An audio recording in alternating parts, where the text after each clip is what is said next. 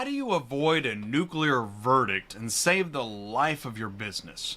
Drive trucking fleet dash cameras provide driver safety with computer vision and timely alerts your insurance carrier will love. Featuring Roberto, Sicconi, Bren, Frank, Sentner, and Maggie Stys, learn how Dreyev can improve your fleet performance while saving lives. So please say hello, make new friends, grow your network, and learn from the best on ATI Auto Business.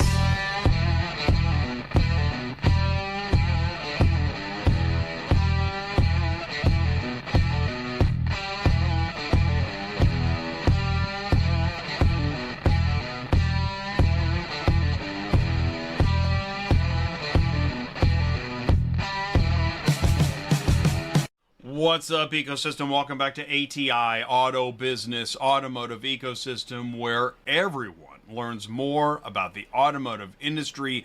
Let's get started with top industry news and headlines that include Jaguar's controversial rebranding, Carvana launches its fourth Megasite, and Hyundai Amazon retail delays until 2025.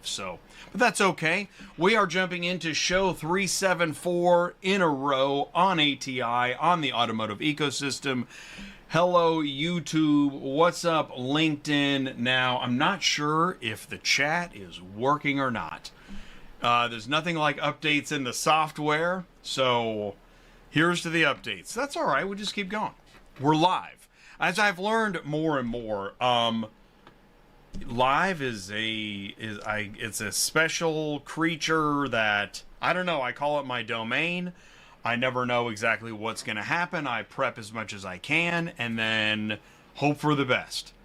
A lot of folks don't want to go live, and great, let me know how I can help. It's called ATI, Auto Business, and we're going to talk tonight about this kind of stuff. Drowsy is deadly. I know it's no fun, and there's a lot of crazy, pretty amazing technology now. So that's what we're going to get into. Like, this is not a video game. This is technology at work. It's called Drive. And so, happy Thanksgiving, truckers. When you're on your tryptophan and you're feeling drowsy, Drive is here to help you, delivering a safety platform for drivers with computer vision, co-driver expertise. We're going to be talking about all that. Roberto Sicconi is the CTO at Drive. Yes, it looks like Dreyev. It's pronounced Drive. There's an I in Drive. Bren is a transportation insurance consultant. So is Frank Sentner. They are both here to talk about Drive technology. And then we're lucky, we have the CEO, Maggie, is here joining us. She's going to hop in at the end of the show. It's Drive on ATI. Know your ecosystem. New, used, OEM dealer, auction, logistics, remarketing, recon, compliance, and tech. We're the ecosystem's neutral zone. Yes, we can do this. It's ATI. Yeah, I like Tuesday nights. Last Tuesday night I was live at Used Car Week. I was in Scottsdale. And I just want to say, you know what? Thank you, Used Car Week friends. So many people. It was great to see so many people. I had so many great conversations and reconnecting and talking about content and trade shows and businesses. It was awesome. Really, I really appreciate it. I got a really warm welcome there, and it felt great. I needed that, so thank you so much. We also spoke last Tuesday, lenders moving repo cars. I moderated a panel, and we were connecting insurance and finance and repo and auctions and tech and talking about friction in the system. If you missed it, if you need to know more about it, we are here to help. Now, I'm checking the live chat. Oh, so cool. It's working. Yes. Because I got like a message that it wasn't going to work, and I don't know, the show must go on. That's why they said that. This is us on stage. I took this selfie right after we spoke, and such a great group. Renee, Brian, Vaughn, Dave, and Jordan. and it just was amazing. And so the automotive ecosystem, not only content with a purpose. Tuna with a heart. This is a shout out to the Auto Hall Exchange group in their booth, and with the Bye Bye Broker slogan there, that was pretty engaging stuff. And 2 weeks ago we did Bye Bye Broker the show, except there are questions. There were questions. Wait, are you guys a broker? No, we're not a broker. Well, you connect shippers and carriers. That's what a broker does. No, but we're not a broker. You're just not used to it, and we're here to educate, and that's why leveraging ATI to educate. Perfect example. Thank you so much, Auto Exchange. Industry Logistics is my Thursday show. Last week we had Dreyev. Dreyev was on the show, and I'm so happy to report already 2 video shorts of Dreyev out. We'll be talking more about video shorts tonight. Now let's do some ecosystem news. Here we go. Okay. This was big. Kind of shocking, I guess. Old Jaguar, new Jaguar. Is that the same Jaguar? I wouldn't have known. You could have fooled me. But Jaguar, in its brilliance, reveals a new colorful brand. Jaguar, the luxury car brand that just screams Nuevo Durano, announced its rebranding and wants to reflect the spirit of its founder, Sir William Lyons, which is really interesting too.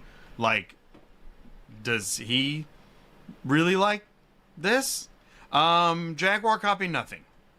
So, let me see here. Hey, Roberto, yeah.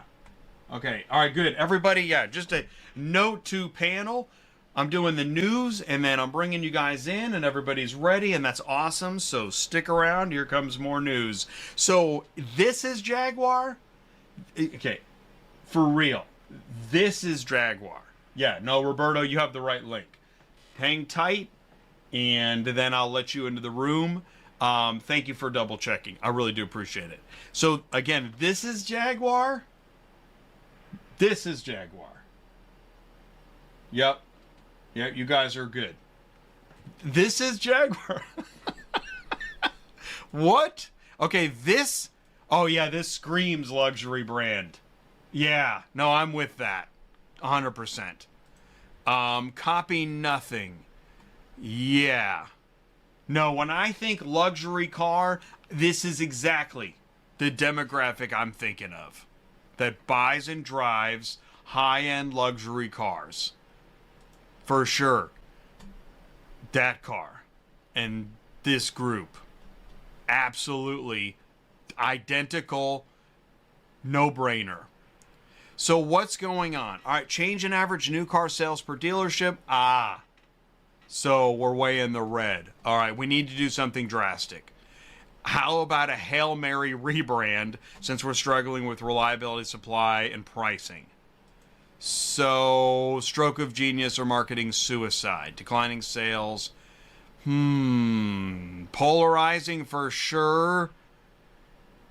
Provoking outrage. Okay, yeah. Outrage sounds right. Go down as one of that sounds about right too. Yeah, maybe a marketing misstep. Yeah, see that's making sense. Right, the Teletubbies are driving the new Jaguar. So I know we can't talk about it because it doesn't seem like we talk about anything anymore. But here on ATI, we venture out. Jaguar's redesign was meant to position the automaker as an ultra-luxury brand, barreling into the future, but has been criticized as anti-DEI crusaders accused of going woke. So the Jaguar boss is slamming the vile hatred and intolerance. Disappointed. Well, so we're all very disappointed. I think we're all disappointed.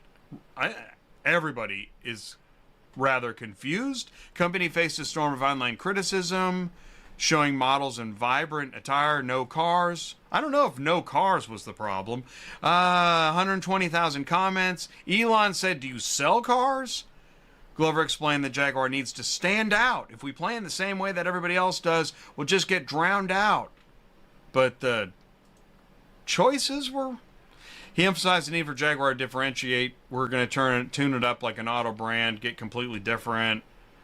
Glover also mentioned the importance of not abandoning their existing clientele, which, okay.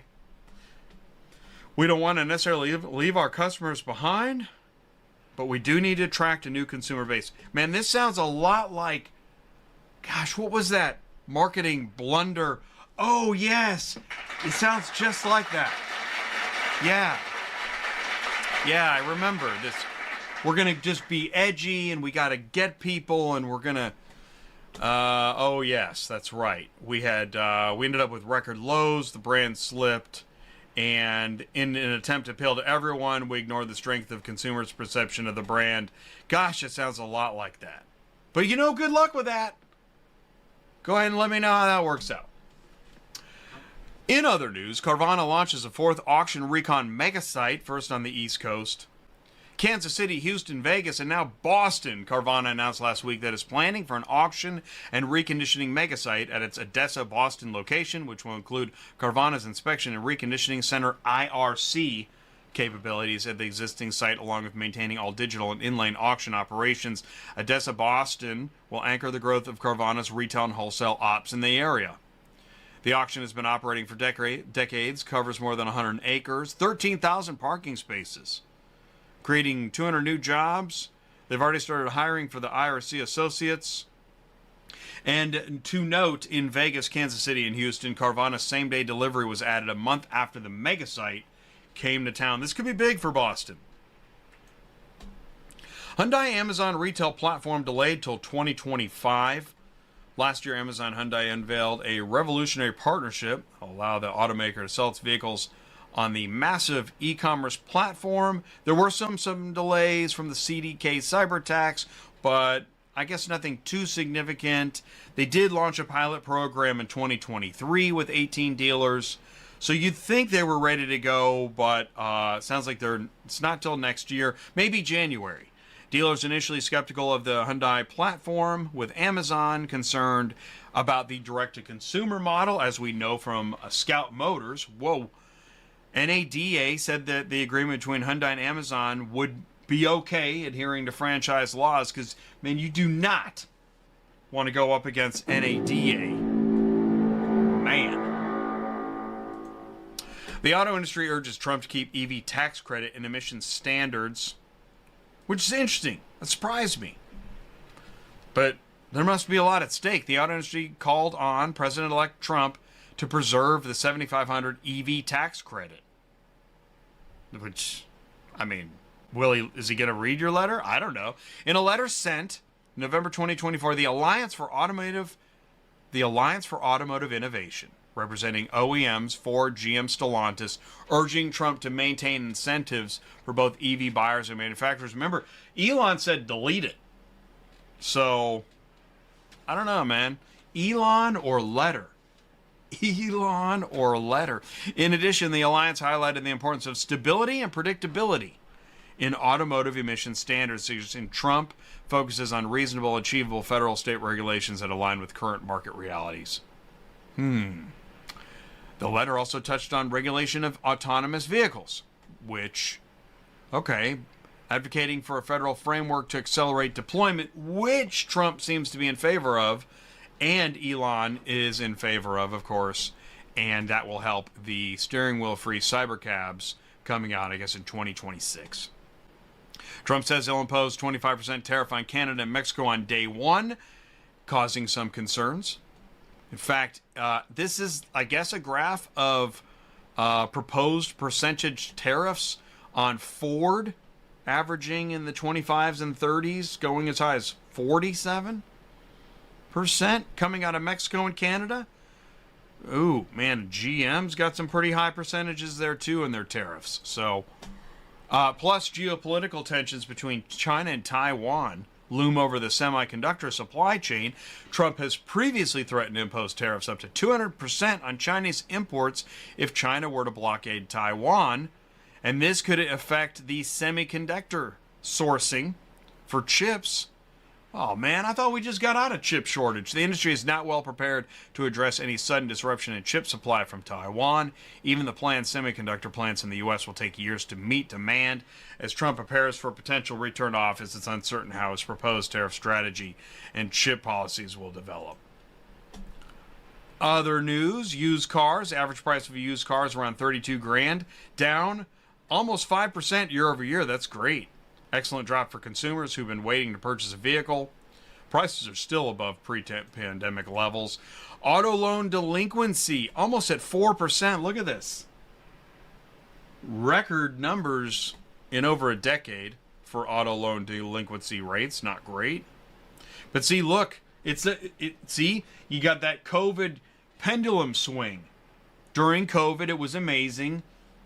Now, not amazing. Pendulum swings. How about rejection rates? Credit card rejections going up. Mortgage rejections going up. Auto rejections going up. Credit card limit increases. Uh-oh. Going up.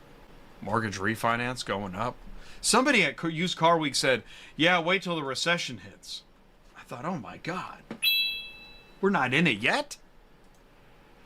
NHTSA is going to study how drivers react to crash avoidance tech, so we're going to be talking more about that tonight probably. An insurance fraud attempt captured in broad daylight should be all the motivation you need to finally pick up a dash cam. All right, hang on, Roberto and friends. Give me a few more minutes. I want to do another What Are You Talking About? What are you talking about? All right.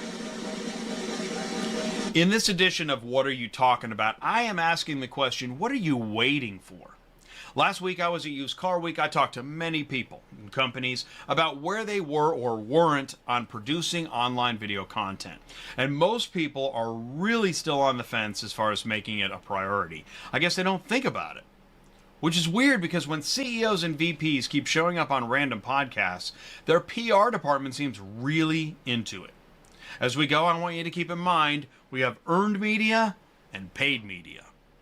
I say if you're going to go to trade shows, conferences, live events, and especially if you're investing in a booth, why wouldn't you see the benefit in creating online video content as a complement?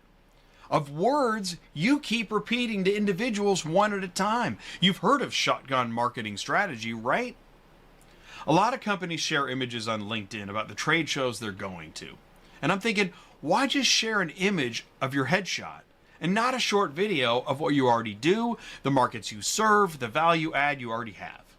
Don't you know that I want to watch you talk about that rather than read it on a blog that I don't read? How do you not see the difference between how many videos you watch versus how many articles you actually read?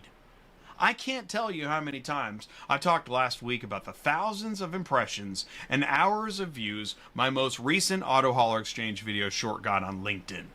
Because when I did talk about those metrics, everyone I talked to was extremely interested.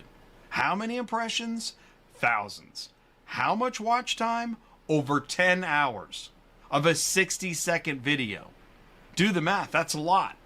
So when you go to NADA and you see all the money spent on executives hosting live panels and booths with cameras and microphones and assistants running around, ask yourself, where is that video now? Can and does anybody watch it? How much money did they spend on that? And what fraction of that money does Jay charge his clients for video shorts that get thousands of impressions and hours of views? Okay, earned media versus paid media. See, big companies are really excited to get earned media because there's no invoice, so it must be free. And they shy away from paid media because all they can think about is the money they paid somebody else. But if the free earned media took away hours of company time and it got very few views outside the building, was it free? And what was earned? Now, if we compare the piles of cash that were left on the conference room floor in a booth that we'll just call in-house media against affordable online paid media that cost a fraction of that company doing it themselves in a booth designed for making sales, plus that paid media comes with an experienced content producer whose video shorts get thousands of impressions and hours of watch time, what again is the strategy? I ask again, What are you waiting for? And that is the memo. Thank you so much for tuning in to ATI, where everyone learns more about how the automotive industry works. New, used, dealer auction, logistics, and more. It's ATI Auto Business. I do not ship cars. I move information. Leverage your business with ATI. Yeah, I also do podcasts. Sure. Go to ATIAutobusiness.com. Let me know how I can help. Let's set up a Zoom call. Do me a favor. Get ready. Right after this, we're going to be live with Roberto, Sicconi. Stick around. We'll be right back. Transport Auto Quoter is by far the leading auto quoting software on the market and the only auto quoter with a pro version that comes preset with accurate pricing for anywhere in the U.S. So you don't have to worry about it. The best part is that no change with your current software is needed. Just plug TAQ in and start booking jobs. Carriers can easily plug TAQ into their current websites and start making money right away. I bet you're wondering how we do this instantly and accurately 24/7. Well, constant analytics is the key. Our Price Watch team is constantly monitoring current market conditions, paying close attention to seasonal and quick-moving industry changes. At the end of the day, it takes a lot of time and data to maintain good pricing, time that most of us just don't have on a daily basis. So free yourself up. Using TAQ Pro is really a no-brainer. Save time and money, maximizing your leads and optimizing your online investments. You'll finally be able to sleep well at night knowing that TAQ is on the job selling for you 24/7. Never missing a potential job. All right, we need to brainstorm for this commercial. How do we show our audience that we're the best auto transport platform in the industry? Oh, we need to show them our dispatch manager. Optimizing routes has never been easier. We should definitely show them our EDI management screen. Managing contracts is simple with ClearPath's EDI toolkit. Who doesn't want to work with the big manufacturers? These are all great ideas, but we need to highlight what makes us special. Sure, we can talk about all our awesome features, but the bottom line is we invest in every single one of our clients, giving them the power to scale up and increase their revenue. That's perfect.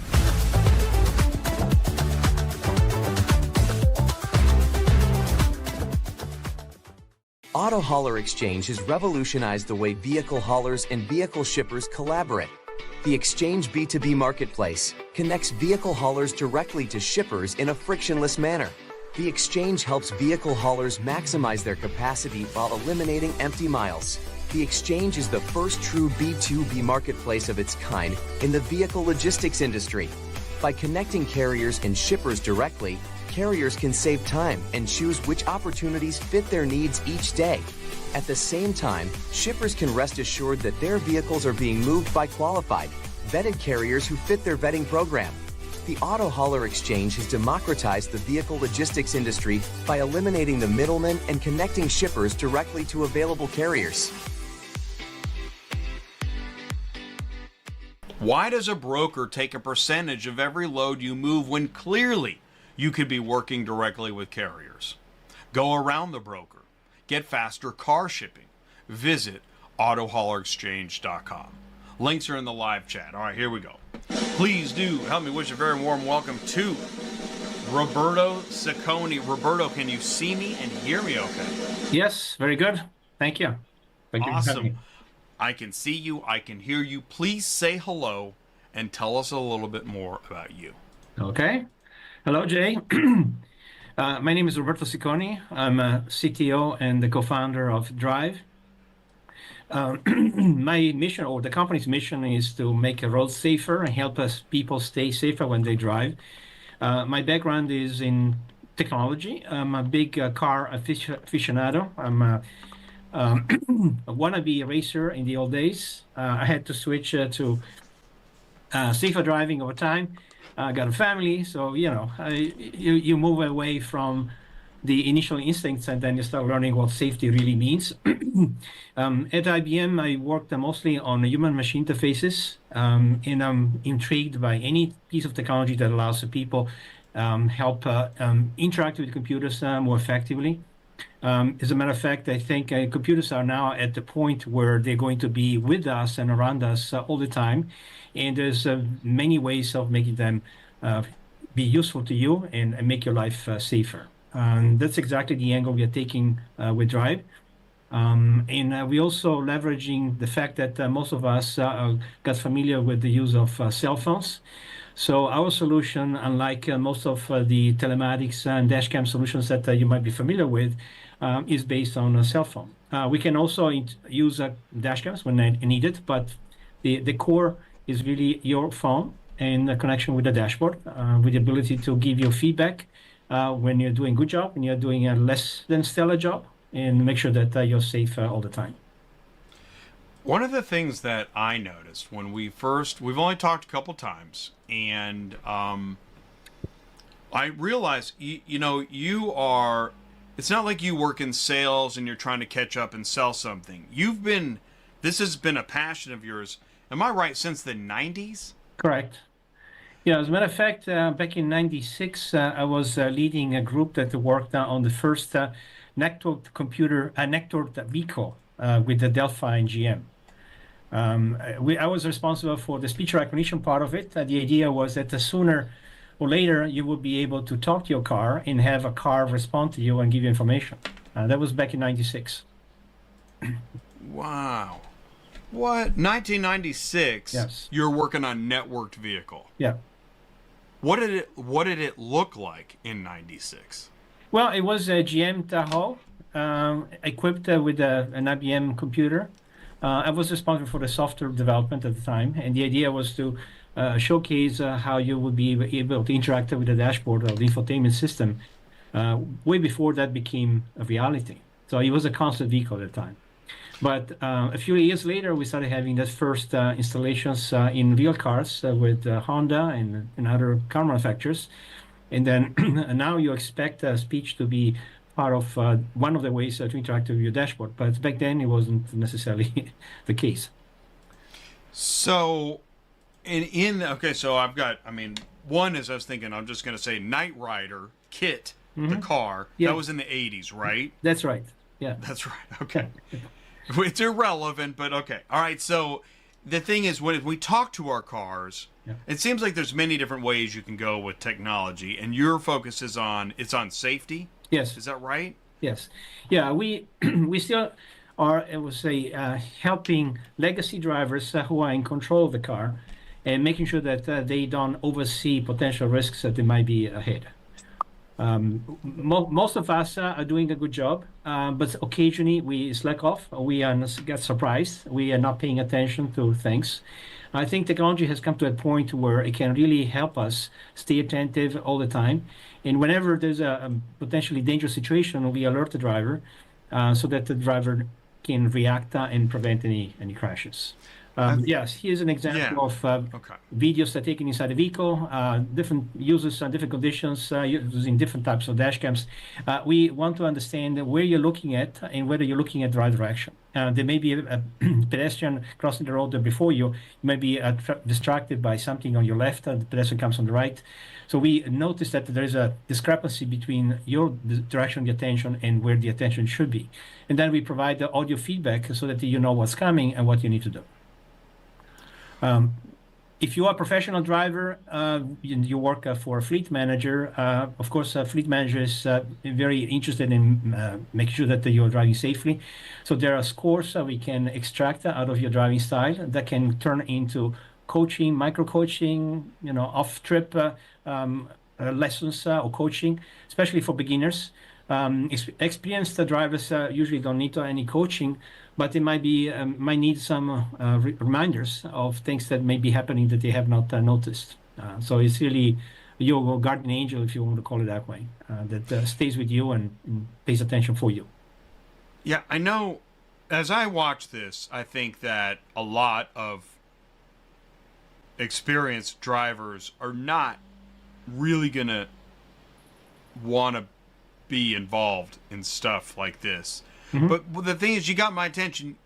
If this technology helps a driver avoid a very dangerous situation, then they will more likely, I suppose, want to participate. Is this is camera facing as well as exterior facing? Talk more about that's the what whole we point. just saw. No, that's the whole point. Imagine that you are waiting at a traffic light and you're waiting for your time to get into the flow. There's a lot of traffic and you're waiting for the spot to get in.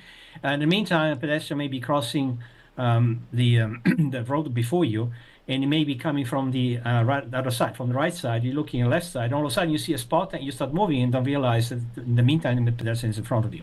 So for those situations, we have the ability to intercept the risk and warn the driver, making sure that that doesn't happen.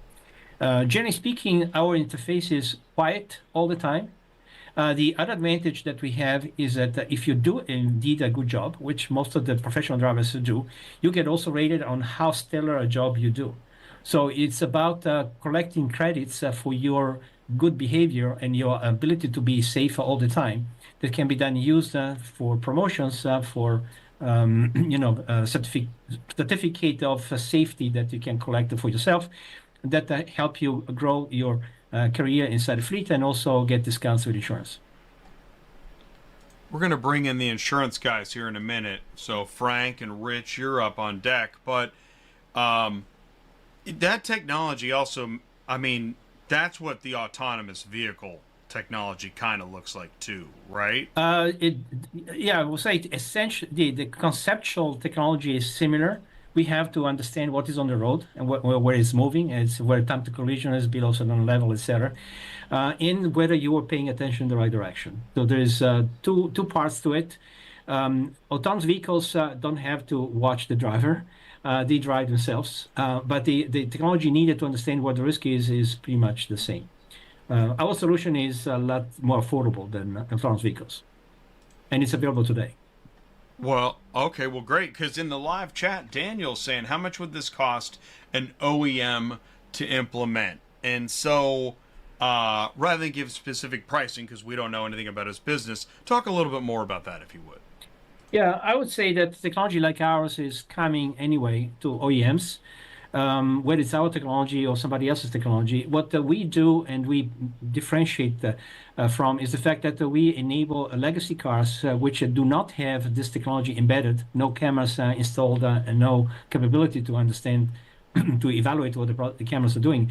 And we put it in your hands. It's a mobile app on your phone. You put the phone on the dashboard or on the windshield, and then that's all you need. So any older car can be used. It doesn't have to be the latest generation car.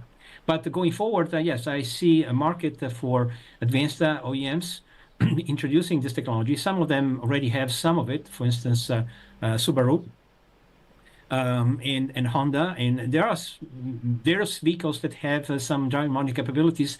I think we go one step beyond because we want to understand the context. It's not only about whether the driver is looking ahead and the eyes are open. We want to understand whether the driver is looking in the right direction. So we understand where the risk is and make sure that the driver looks at that direction. One of the things I just realized I'm thinking about truck drivers, but this goes in any vehicle? This can go in any vehicle, yes. We are looking at the commercial space because the professional drivers on the road all the time, most of the day. Casual users like myself are maybe on the road for a half hour, an hour a day. So the advantage for them is a little more limited, and also the amount of the discount that you can get on your policy, insurance policy, is more modest on personal cars. There's a much bigger opportunity, I think, in commercial vehicles. But there's nothing that prevents the technology from being used on any vehicle. We even looked at the ability to use it on motorcycles, just to give you an idea. Ooh, that's interesting. Well, since insurance rates seem like they're high, going up, or whatever they are, this is a good opportunity to keep that rate down. Not to mention, I mentioned nuclear verdict. You know, will this help avoid? Absolutely. Nuclear verdicts are one of the main reasons why we are even doing this, especially in the states where litigation has reached absurd levels in some cases. The whole point is there's two aspects to nuclear verdict. So one is the tragedy of the crash that happened, that is clearly motivates a lot of legal actions. But the other thing is that you can be tagged or blamed for nuclear verdict if you have a history of not paying attention to safety. So this nuclear verdicts usually happen to fleets who are not able to show that their drivers have been screened properly, trained properly, monitored properly, helped properly. So it's not a one-time thing. Yes, it's bad if you happen to kill somebody, but if you have a history of not paying attention, then this becomes a bigger punishment. And we want to make sure that you don't even get closer to that situation. All right, there we go. I just hit the buttons. I'm adding Rich and Frank now. If you're just joining us, we are live with Dreyev. It's spelled D-R-E-Y-E-V, pronounced Drive, fleet dash cameras. We're talking with the CTO, Roberto Sicconi, and we're now being joined by, here's Frank. Frank. Oh, and Rich is here too. Frank, kick us off. Frank, say hello. Tell us a little bit more about you. Hello, Jay. Hello, everybody out there. Good to see you, Roberto, and hello, Rich. Yeah, I'm in the business a long time, as you can probably tell by looking at me. I've got almost 50 years working with insurance agents and brokers and the insurance industry in general. And I've been working with Roberto and Maggie on their implementation of Dreyev for the last 3 years. And, you know, it's a very exciting opportunity. I know insurance premiums are really high and drivers and fleets hate it, but the reality is the insurance industry is losing their shirts on commercial automobile. And it's essential that we figure out a way to focus on making drivers safer, giving them the tools that they need, and ensuring for your nuclear verdicts that you've got your own video when you show up in court. Actually, it's probably even more important for the folks who are filing the claim to know whether they were at fault and get it settled as quickly as possible before you get any lawyers involved. So, you know, I think this is a tremendous opportunity both for the drivers, professional drivers, and for the insurance industry. And I'm excited to be here. Thank you. Thank you, Frank. Rich, how are you doing? Pretty good there, J-Bone. All right, great. Please say hello. Tell us a little bit more about you. Well, I'm not quite caught up with Frank. I've only got 37 and a half years in truck insurance, but I'm still trying to learn the industry as best I can, but that's where I've been hanging out. It's helped me make a living. I enjoy watching the development of technology from when I came in, and it was kind of funny. I was looking at some videos of old semis, right? Bad technology that was implemented in the 60s and 70s, and just to see what we have now and all the devices that are available to help you operate your car more easily, right, and safer. And that's what intrigued me as I started working with the Dreyev team, is that, yeah, there is a lot of camera technology and there are a lot of analytics out there, but my time in watching fatigue and driver error, and just, again, with fatigue, the nodding off element to it, and the intriguing part that Roberto just talked about, you're paying attention, but are you paying attention to the right thing? And to now have an onboard coach that can start to help you realize, you know, we have a lot of tendencies, a lot of habits that we don't know that we're operating unsafely until that oh shoot moment happens, right? And that's a bad day, and that's what we hope to avoid. It's a really good point. What you just said made me think about, we don't realize, we definitely don't see ourselves in what we do when we're driving. Mm-hmm. And it's not until other people are in the car that we realize, oh yeah, I just messed with the radio for 10 minutes. Yeah, I had Dreyev installed in my car for a month, and after a couple of days, my wife said to me, "You know, you drive differently with this thing in the car." And I'm like, "No, I don't." but I did. She said, I prefer when Roberto's watching you. Okay, wait, you just came up with a great idea. This is how you get people to test it out. You come up with like some kind of drive challenge. Yeah. The drive challenge. Can you drive the same way with this thing on for 10 minutes? Yeah. And you got you have to have your spouse in the car to verify. You need more than 10 minutes, but yeah, I mean, give it a try. It's really amazing. It's amazing what you learn about your driving when you get the reports, because that's a cool thing.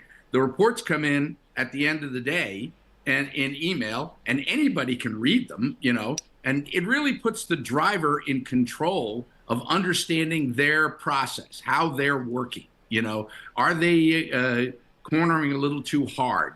Are they following a little too close? You know, what are the speed limit, events that they're having a challenge with? And, you know, it's really fun to have something like this available to you to give you some insight that you don't have for yourself. Rich, you are always sending me articles and snippets.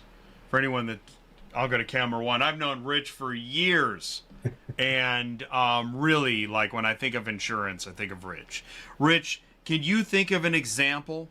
And I'm putting you on the spot here, but is there an example or a news article where a technology like Drive either was used or could have been used to just financially change the outcome? Or, you know, do we have any? Yeah. Well, a case, I'll talk about a case, and it's not even on the road, but it's still heavy duty trucks. There was a technology being developed watching the eyes of the driver. And so it was like built into the cap, or you can build it into glasses, but they were watching for the eyes to begin to lock in place. So this is like a mining operation down in Chile, and these guys were falling asleep. And if you've ever been into a mine, oftentimes there's no guardrails, right? Yeah. And so it could turn into a tragic event rather quickly. And so as they began to use this and realize that the drivers were nodding off, and they could alert them, you know, when they finally got to a destination, they could pull them out. But once I saw that, then I started paying more attention to the other types of technology that exists. So having been in commercial trucking for a long time, I've seen a lot of horrific crashes, oftentimes occurring at the end of a week, because the driver did a reset over the weekend, and they got in that truck and they just drove and drove and drove. And by Thursday and Friday in Western Arizona, they're driving into the sunset, and it's a straight road, and all of a sudden they're out into the desert and they roll over. Well, that's still tragic. It's not going through the median in oncoming traffic, but that potentially can happen too. So a lot of these events, when the Tracy Morgan case is a unfortunate example of a fatigued driver.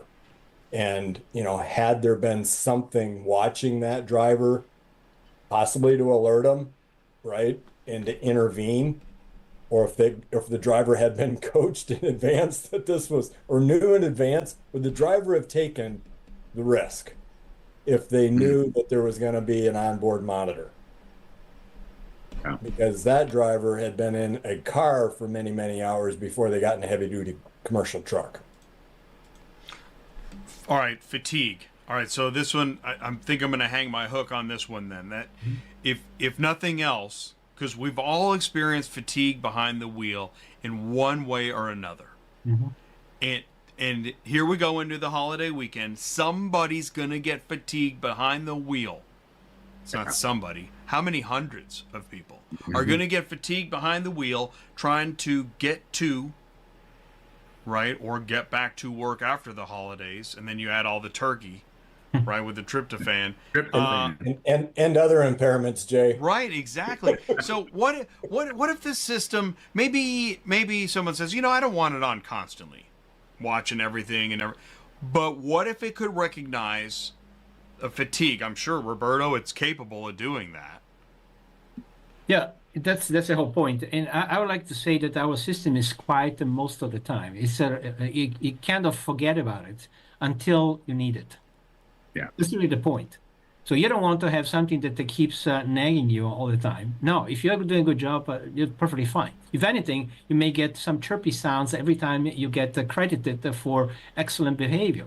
And then they accumulate, and then, may be able to trade it for a special, I don't know, dinner for two from your fleet manager, or an extra day of vacation. But the point is that when you need the help, you really need it. And we want to make sure that we have a very robust understanding when the risk is high, particularly when it comes to fatigue. Fatigue can happen at different people at different times. You may, go a risk of falling asleep in an hour, 2 hours, or in 10 minutes, depending on how much sleep deprivation you're in, and what you ate, and whether you had coffee before it or not. So there's some adjustments or calibration that has to happen that looks at the progressive degradation of your ability to stay attentive. And we take care of it. And then whenever we see that you're starting to get close to a dangerous zone where you're fighting your body, we tell you. But before that, no, we're quiet. So the whole point is being conscious of the fact that the driver most of the time can handle everything by himself. But when it comes to a point where this becomes dangerous, then we speak up. We've got a great comment in the live chat. Rod, thank you so much. Rod says drivers aren't comfortable with in-cab dash cam, mainly for privacy, since they sleep and change inside the sleeper cab. Recently, I think there was an article about something in a sleeper cab. Does this product only, is it used for in-cab, for the AI? Does the footage get stored? Can it be retrieved by the admin? Talk more about that, if you would. That's a very good point. First of all the video monitoring is done only when you're moving. When you're not driving, when you're sleeping or changing, of course, the cameras are turned off. When you're driving, all the processing is done in the vehicle. It's done in the processing unit of your phone. And then we have the ability to extract information out of it only if you agree with it and only if necessary. So the processing is not, there's no human. Frank was joking, Roberto is seeing, I'm not seeing anything. The computer is seeing you and then makes a judgment call and saying, hey, Jay looks a little distracted, looking a little far to the left and close the eyes twice, a little more often than usual. That information is what we decide to use to whether we need to provide feedback to a driver or not. And then if you have events, you can decide and agree with the driver that the short video clips can be taken and used for coaching. Then they go to your fleet director of safety. You can see it yourself and watch yourself. And we have seen cases of people say, I never fall asleep. And then they happen to see themselves and, oh my God, I had no idea. So it is useful also from a coaching perspective to let the driver see himself in those extreme conditions. But that has to be preventively authorized by the driver. Otherwise, we only process it in the vehicle and nobody gets to see anything. And correct me if I'm wrong, Roberto, but the video, even though the camera's on, it's not saving any of the video unless there is an incident that the AI detects for which it would be required. And changing your clothes isn't an incident, right? So, and if you're not even moving. So the videos, even though the cameras are running, they're not saving the video unless there's an event, unless you're following too closely, or you're cornering too hard, or you're braking hard, or God forbid you have an accident. So and as Roberto said, it's all stored on the local device, which you're in control of. So I don't think privacy comes into it at all. The importance, Jay, of having two cameras is that the camera looking at the driver is detecting whether the driver is aware of the events that are being filmed outside.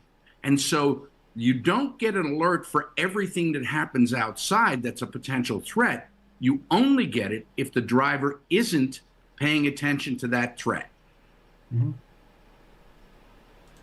It's pretty interesting. What's going through my mind is that we're not used to technology thinking in terms of, kind of like you just laid out, Frank. Well, we're used to like roll camera and cameras just rolling. That's what we're used to. And now we this got to is get used AI. to. Yeah.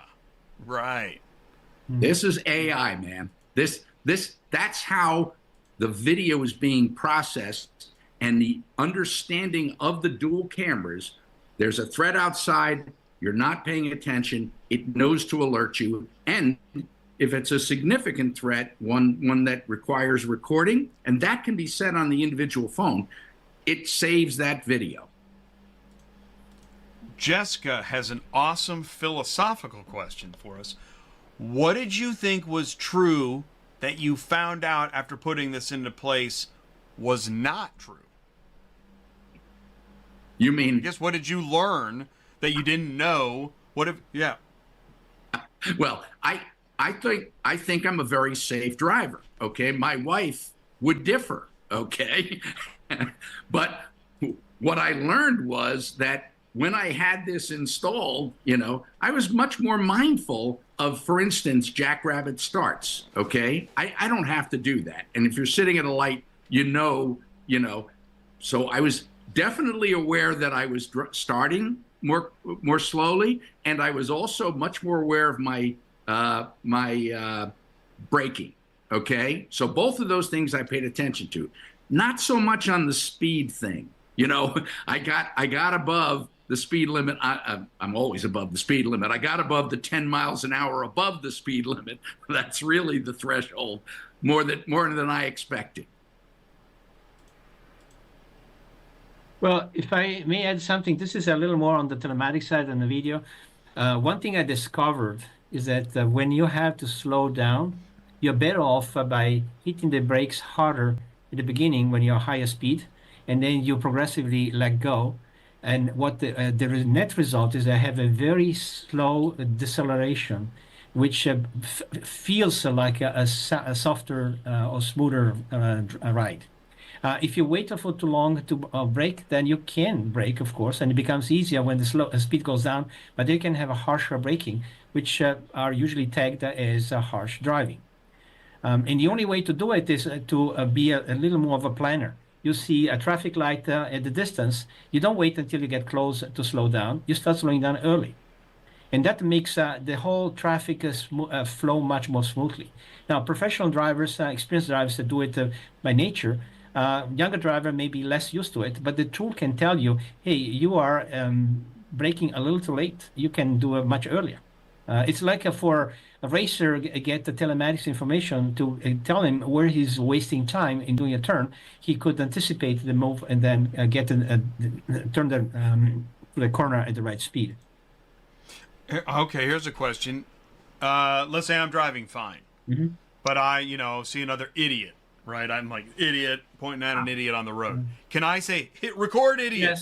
Yes. Yeah, I like you have that. There's two ways of doing it. One is by using a gesture. You can select which one. We use a V sign, for instance, to get recognized as, oh, please record this segment. Oh, that's by the way, it goes backwards also, because we record a few seconds before you signal the event and after. It may take you some time to understand this is an idiot.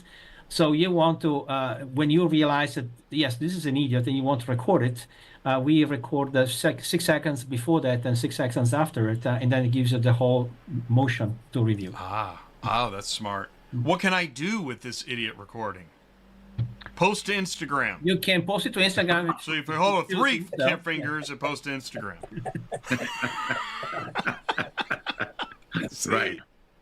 Well, right. You can have fun with your kids. There's multiple ways of doing it. But really, the point is, you want to have an easy way of keeping those recordings for yourself or to showcase to somebody else. So, the free manager to insurance, it can even be used for exoneration.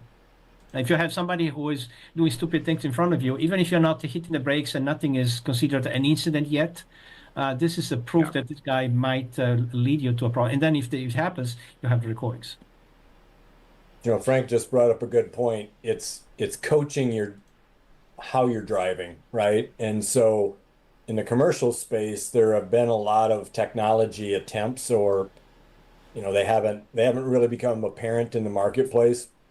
Pedal Coach being one that I know Fleet was using, and it's showing them what Frank just said. It's showing them how hard they're leaving, right? How are they putting too much to the floor too fast, right? And so if you learn how to feather that, significant improvement on the fuel mileage. Yep. Sure. In the same thing, people that drive electric vehicles realize that if you allow the vehicle to do the regenerative braking for you, you significantly change brake pads less often, because you can let the vehicle brake itself significantly. And that type of technology also, applies to trucks, if they should happen to have Jake brakes, and you can use them there, and different ways downshifting in that. But this can be a tool for that. Everybody thinks the technology's only going to record the crash event, and those are critically important. Don't get me wrong, those are critically important. But a tool that helps you coach, and this one's right in front of your face, to be able to help you is significantly different than a lot of others, because the very significant technology providers, here comes your telematics data, here comes your camera data, and it's just gushing in like a fire hose. And now the fleet manager is trying to figure out what to do with that.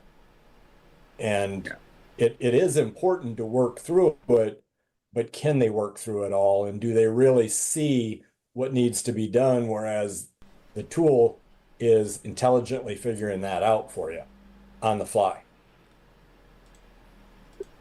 Yeah, and what you mentioned, I'm sorry, Jay, what you mentioned, Rich, made me think of the opportunity for new drivers and training, and also for remediation for drivers who've had accidents.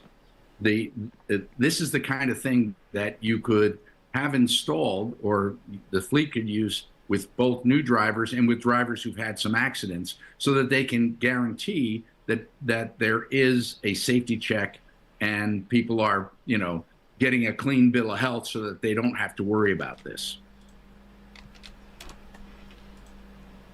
Before we bring Maggie in, I just wanted to go back to the Tracy Morgan example.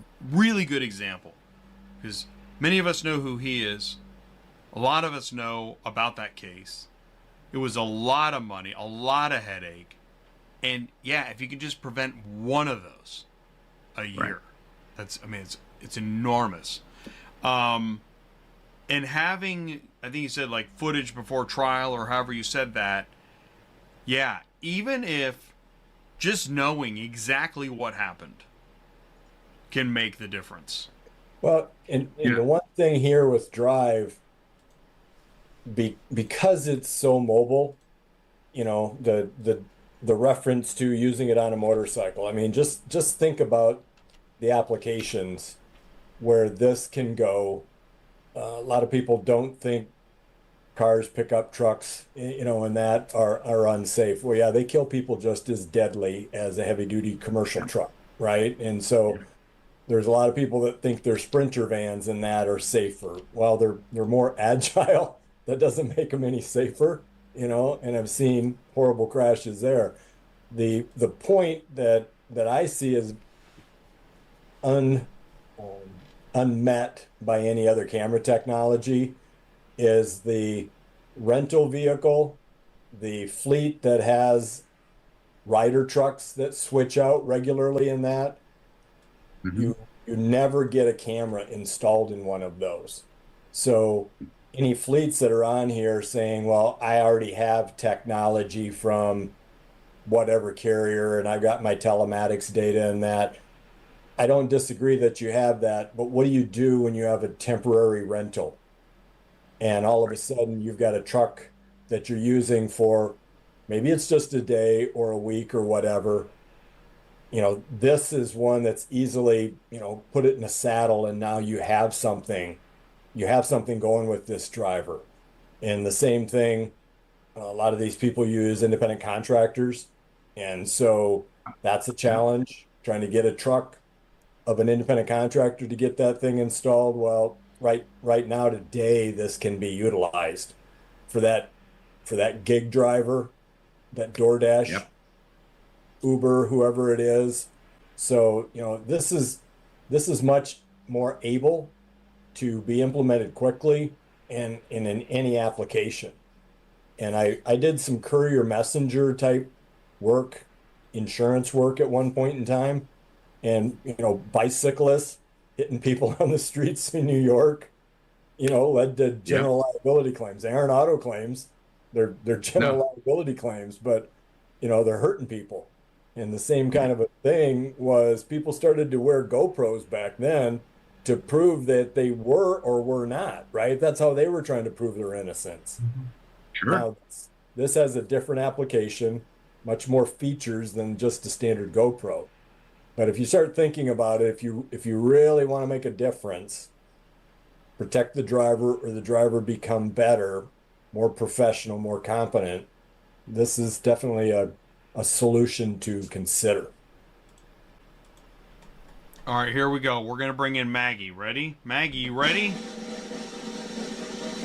Okay, I just hit the button.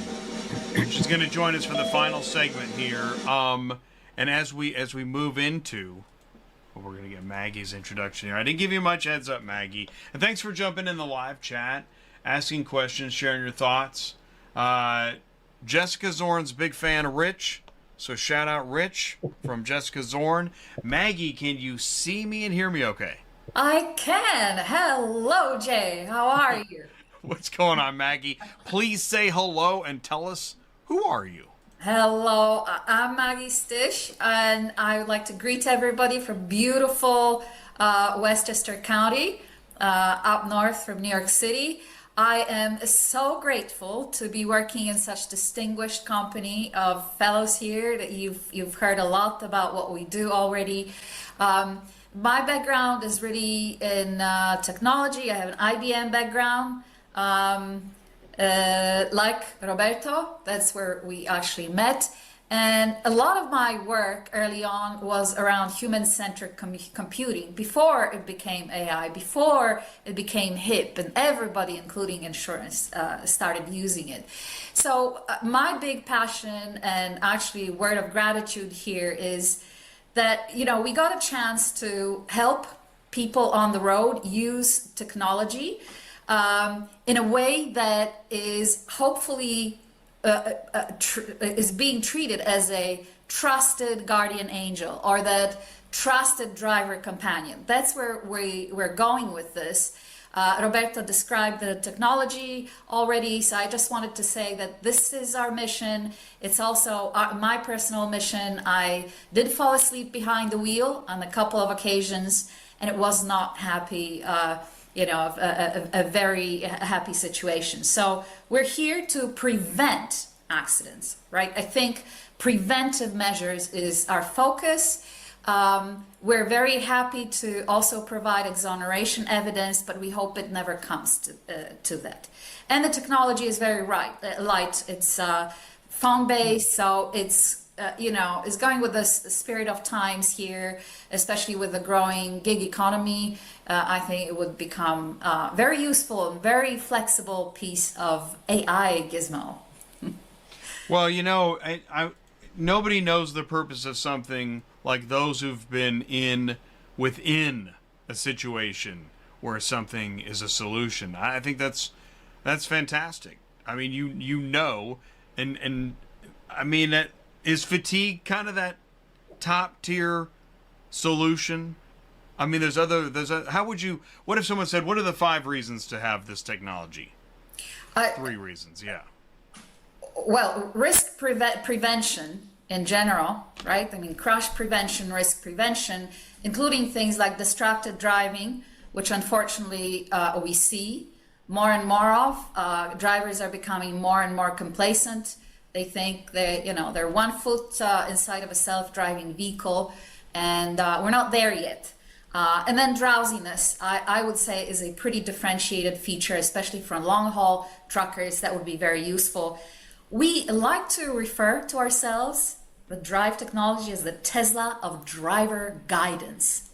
So aside from risk prevention, we would like to guide you. Only, we're going to be quiet. We'll shut up most of the time. But when you need us, like you need that guardian angel before something really bad happens, we want to be there and we want to assist you. Gotcha. Guardian angel.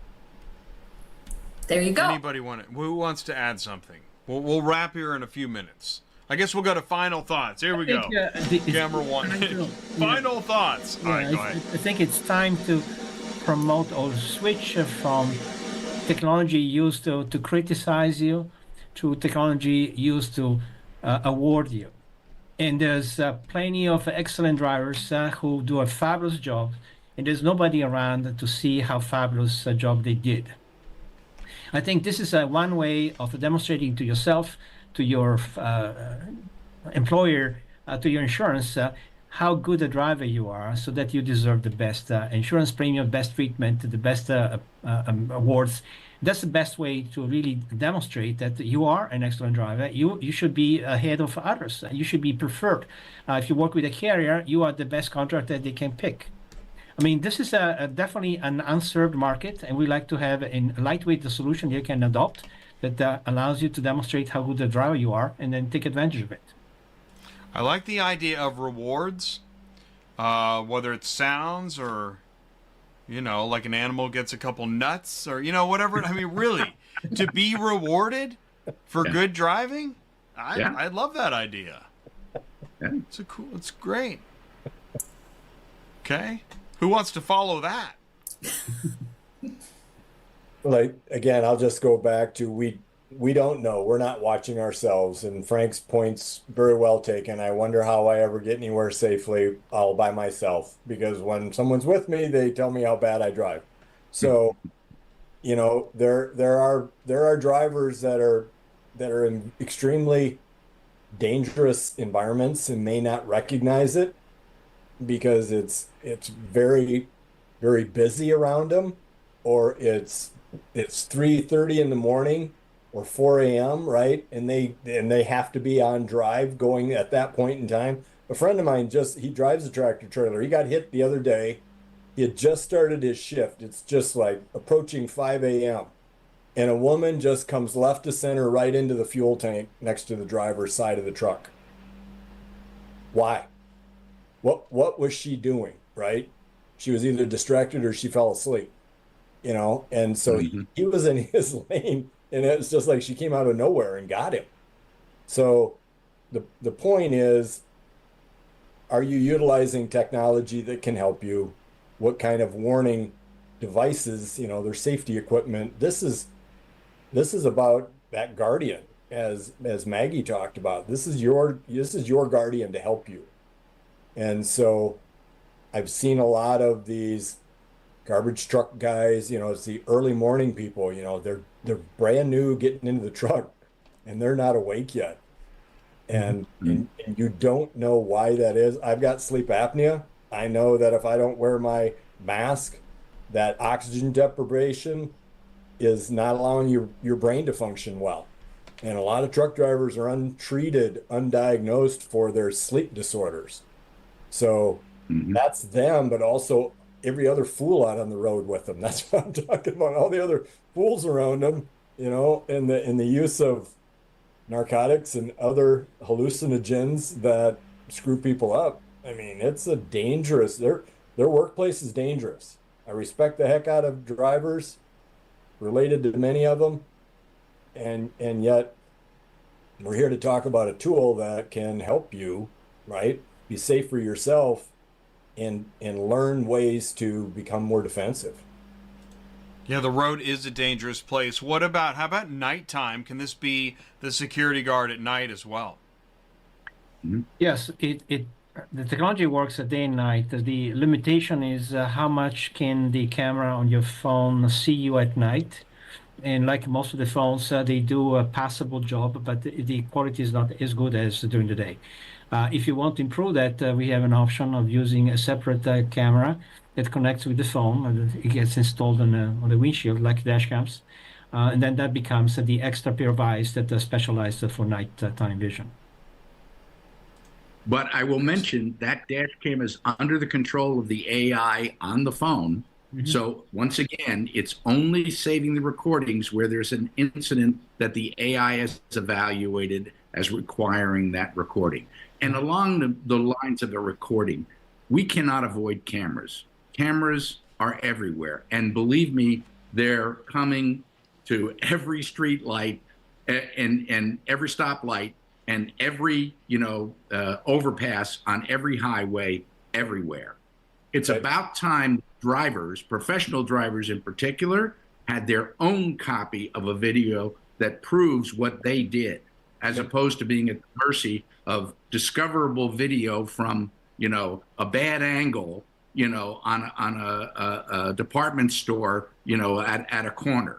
So I really think it's extremely important that drivers take control of their destiny and have a tool like Drive that gives them the proof of what their driving situation actually was.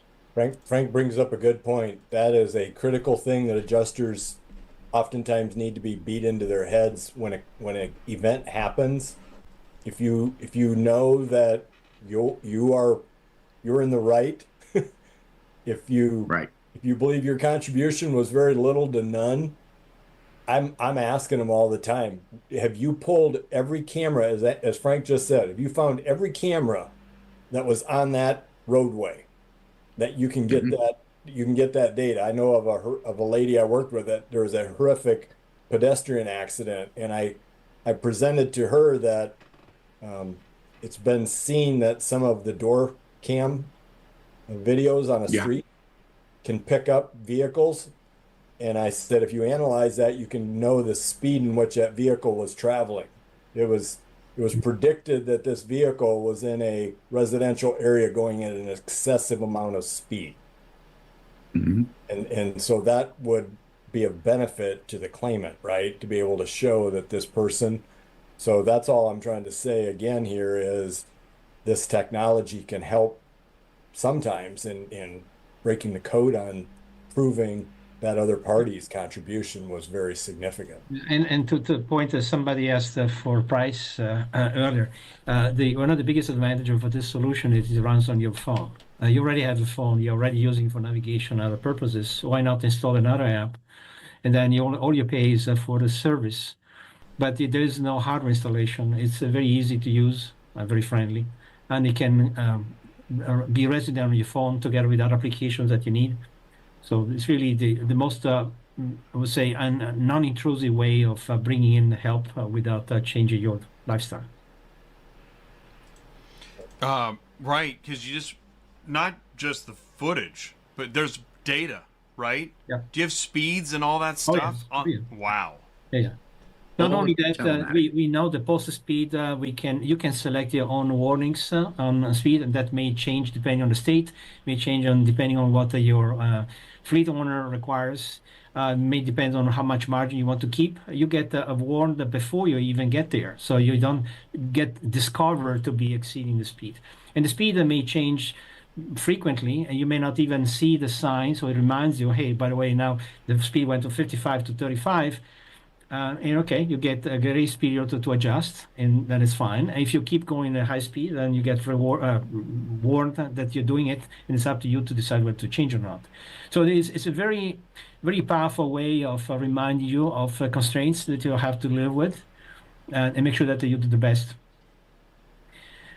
We can also take advantage of the knowledge of street limits. For instance, through the digital map, we know if there's a narrowing of the road, or there's a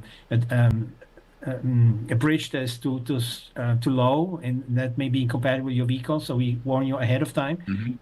If you're going there. If there are weight limits, if the weather is bad, we can adjust the margins based on that. So if you know that we are getting to slippery conditions, and we know already that this is a well-known street that is prone to people sliding, we can warn you ahead of time. And it's a number of nice precautions that come handy, especially if you are new to the area and you don't know, there's a very dangerous intersection, I should be aware of it.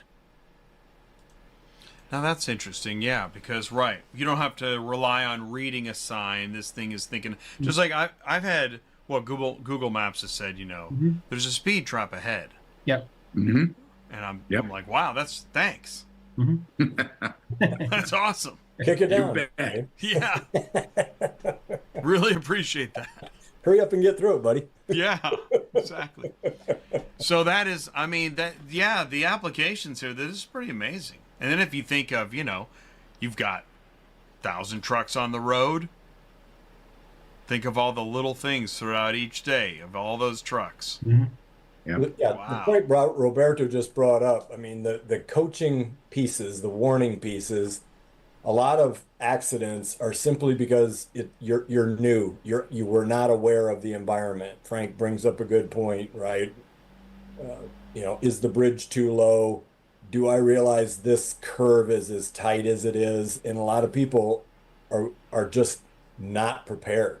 And you see that with a commercial vehicle and conditions, definitely. There's a lot of people that don't know how to drive on wet or black ice or any kind of snow. They've never experienced it. Unfortunately, that's true with a lot of truck drivers that, they're always in a new environment and they aren't ready for it. That's such a good point, Rich, that you've brought up. As a matter of fact, I wanted to leave everyone with this thought of collaborative driving. So what humans are very good at, computers aren't, or AI isn't. What AI is very good at is predicting stuff, knowing everything about an unknown area, right? I mean, they have all these knowledge bases that they can check against and do it in real time. So it's really like buying yourself an extra, ability to stay awake 24/7. No human can do that. So collaborative driving is about putting together the best qualities of a human, but in collaboration with best qualities of AI. We don't want to just launch AI and say, okay, AI, take over. Drive as you wish, right? But we would like to make sure that there is this balance that's struck between driver and AI. And then, that leads to prevention, hopefully, and then driver-friendly applications, right? Driver-friendly application, I think, is also key. And we went through a lot of thought, many years of research. It's actually not a trivial thing to do, to have a fully collaborative solution out there that would leave the driver happy, leave them safe, in this, the hands of a guardian angel, so to speak, since we use that metaphor. And I think that could be very powerful. I also wanted to take this opportunity to wish everybody a wonderful, safe driving, safe and great Thanksgiving. Guardian angel. I love it. That is the last word.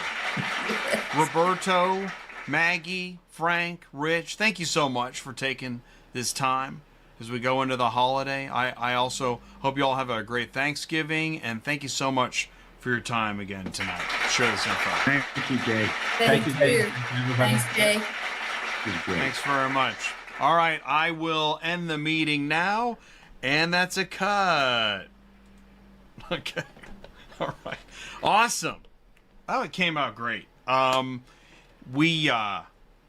think Maggie or Rich, or I can't remember. Might have been Rich. It was a couple months ago. Said, hey, got this great idea. Technology. You should really meet Maggie and Roberto. And we had a meeting, and we added Frank and came up with tonight's show. And that's how easy it's done.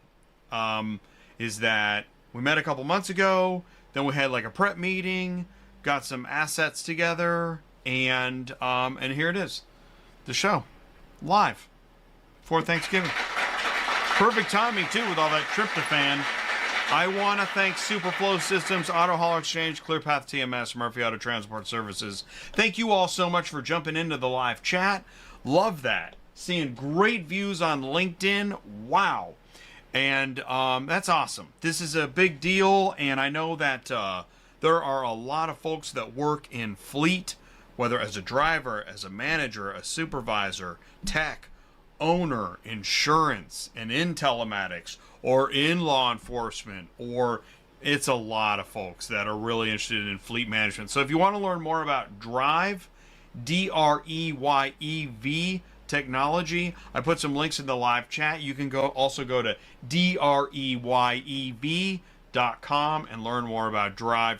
Thank you all so much for joining me here tonight. I hope you have a very happy Thanksgiving. Enjoy your Thursday and your extended weekend. Here comes the car hauler. There's no show on Thursday because it's Thanksgiving, but we'll be back next Tuesday night with another amazing show. So please do join us for episode 375 in a row on a Tuesday night on ATI Auto Business. Thank you and good night.